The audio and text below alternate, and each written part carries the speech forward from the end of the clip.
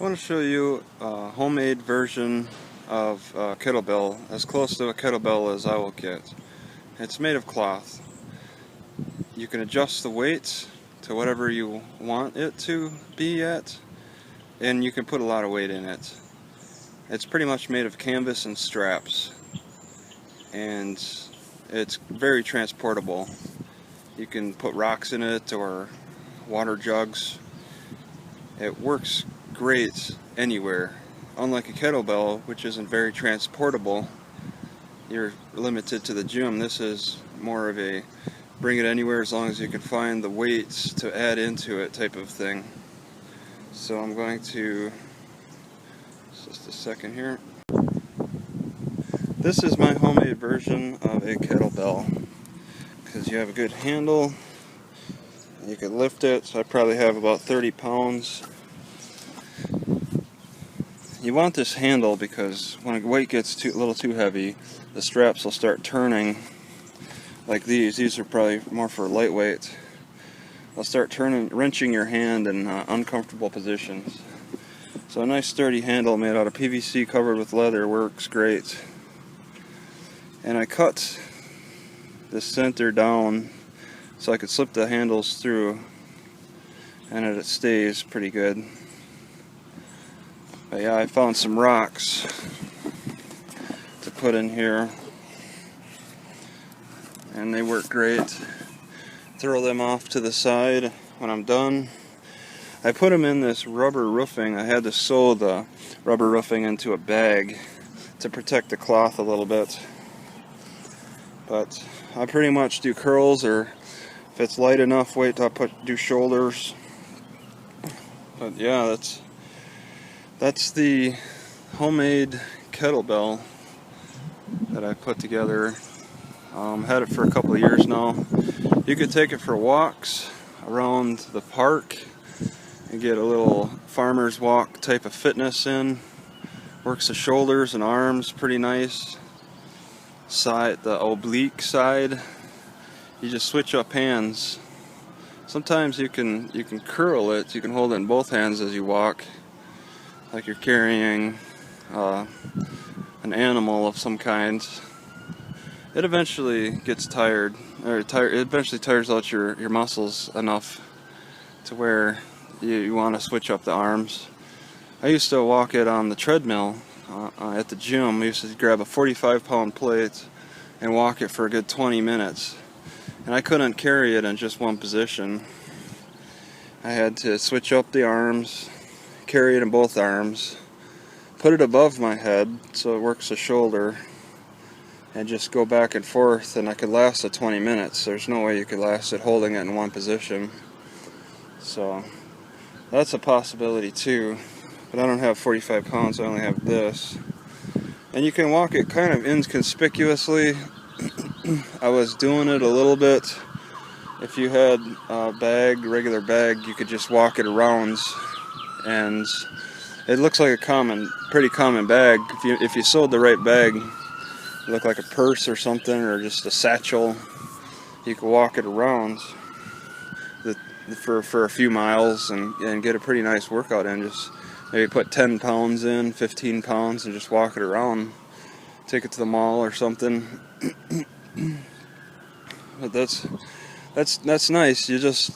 One thing I noticed, I got an injury in my hip from, I think, too much walking. I didn't do many squats, so my hip started hurting as I walked.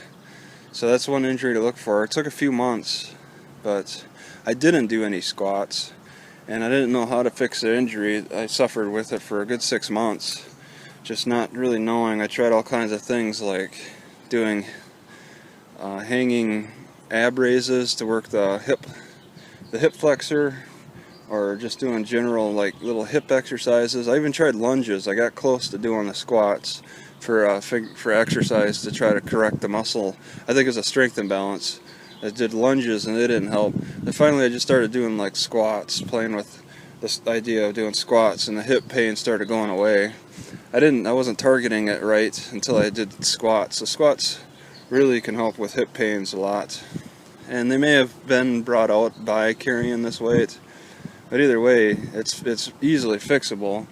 I mean, one exercise builds your body in one way, but takes away in another in functionality, and that's where you have to perform another exercise to build the body that the other exercise was taking away from, and then that next exercise will also take away from.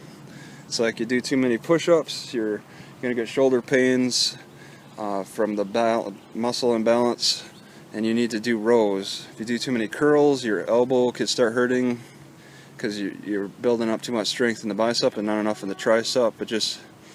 It's all about balance, and I think a lot of my imbalance was just too much walking on flat grounds and not enough squatting. But yeah, I corrected that, so that's something to look for with the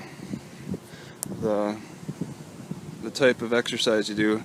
If you get any injuries, I'd say post it immediately, even the smallest things, because with acupuncture, it's about catching the little things and before they turn into big things. So you'd complain about even the smallest things that you don't even really, you barely even notice, but it's a quirk that can be corrected. Acupuncturists do listen to that type of thing, as well as a personal trainer should listen to that. They're on that sensitivity level. Doctors are usually the last resort when you break a bone or you're deathly ill. They have extreme measures to try to correct the problem.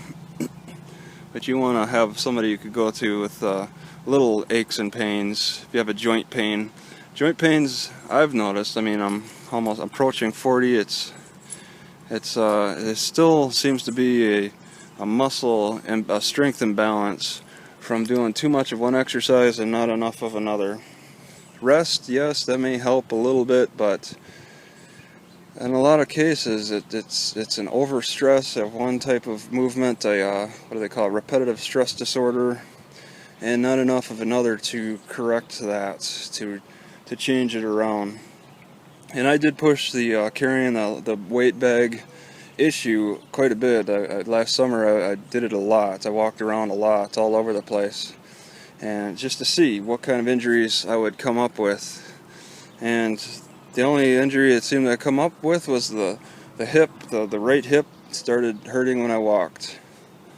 Nothing else. Arms were fine, waist was fine, everything else was fine except for just the hip joint started hurting to walk. I started doing squats, and it could be weighted squats. I have strap squat video on the channel that shows you could give your squats some force without having actual weights. You could use your arms and some leverage, but also you could just do body weight squats, because that's a challenge in itself too, and that corrects hip pain, which I learned the hard way.